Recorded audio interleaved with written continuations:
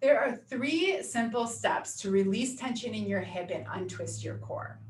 The first is to make sure that the front of your hip is relaxed. Your hip flexor muscles, your psoas and your illiacus muscles, are responsible for twisting your core and for creating tightness everywhere else in your hip. So we want to first release the tension there.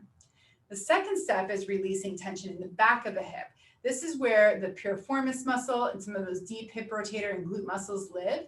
These muscles get tight because of tension here. They play tug-of-war with each other.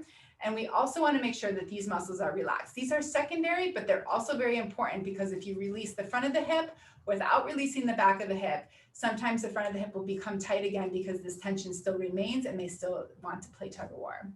And then the third step of the 3 simple steps is to make sure that the pelvis is aligned. So if you have or know that you have a rotation forward on one side versus the other, then you would do a realignment exercise to put that bone back into place. This is important because it helps to make sure that these muscles also stay relaxed. We just put all that work into releasing the front of the hip and the back of the hip. When the bone is aligned, then those muscles have a chance to actually function the way that they were intended and stay relaxed. So this is an important piece of the puzzle as well. Now, for some people, if you release the muscle tension in the front of the hip, the pelvis will go back into place, this will relax and you'll be good. But it's always good to check all 3 steps to make sure that everything is in its optimal position before you embark on your activity that you're planning. So I'm going to demonstrate these. So remember, step 1 is releasing the front of the hip. So you can do that with a hip flexor release ball, which will release the psoas only. Not as good, but it's a good starting place. But you can also use the hip hook to release the psoas and the illiacus. So you can do this in standing, which there's a standing method, and that's great for people that are just starting or are tight, or even to really kind of be able to modulate the amount of pressure. And then you can also use the laying over method where you lay over the hip hook, or the rollover method where you place the hip hook and roll over onto it. So once you find that spot that's tight, then you hold the spot for at least 30, sometimes 90 seconds to let that muscle relax. At first, when you first lie on it, it's going to be very intense. It's going to feel very tight. It takes at least 30 seconds for that muscle tension to start to resolve. And you want to give it that length of time because that is what's going to change your brain's decision to keep that muscle tight. We're trying to train these muscles to be doing something different than they have been. So after that 30 to 90 seconds, then you would press on the lever to rotate the hip hook out to the side, which would then put pressure on the illiacus muscle. Releasing the psoas without the illiacus is not going to be as effective. Both of them need attention, and this tool is designed to release the illiacus as well. If you're using just the ball for the front of the hip, that's a good starting place, but you'll definitely want to evolve to using the hip hook as well in addition. That's step 1. Step 2 would be to roll over onto your back. And I will mention you want to do this on both sides. So you want to do the hip hook on both sides as well as the back of the hip on both sides. So rolling over onto your back, lifting your pelvis up into a bridge, and then you're placing the ball right to the side of your tailbone.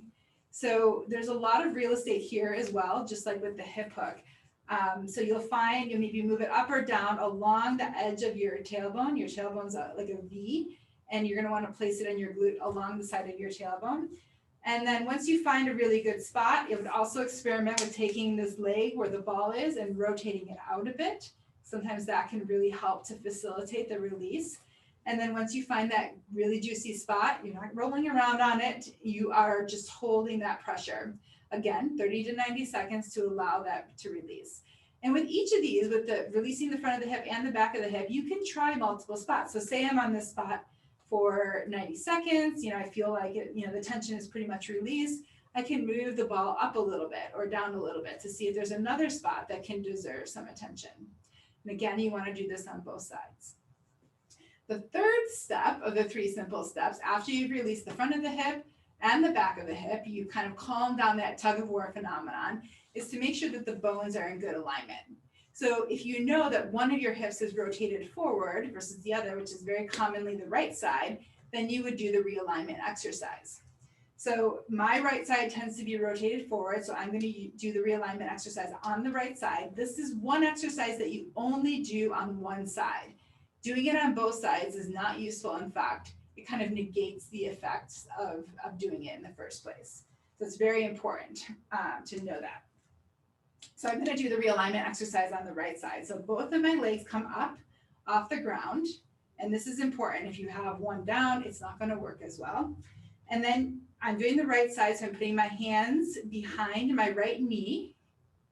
And then I'm pushing my right foot down towards the ground. Like I'm trying to get my toes to go down to the mat, to the ground, straight downward, not outward. A lot of people want to push out like this, and that activates your quad and doesn't make it as effective.